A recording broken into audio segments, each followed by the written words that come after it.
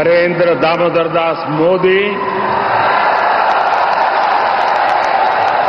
ईश्वर की शपथ लेता हूं कि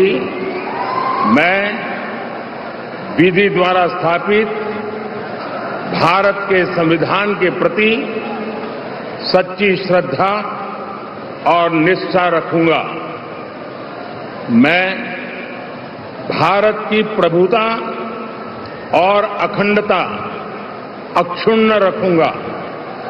मैं संघ के प्रधानमंत्री के रूप में अपने कर्तव्यों का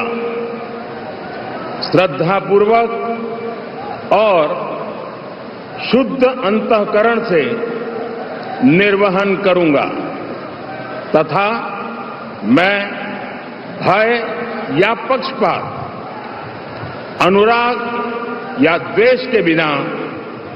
सभी प्रकार के लोगों के प्रति संविधान और विधि के अनुसार न्याय करूंगा। मैं नरेंद्र दामोदर दास मोदी ईश्वर की शपथ लेता हूं कि जो विषय संघ के प्रधानमंत्री के रूप में मेरे विचार के लिए लाया जाएगा अथवा मुझे ज्ञात होगा, उसे किसी व्यक्ति या व्यक्तियों को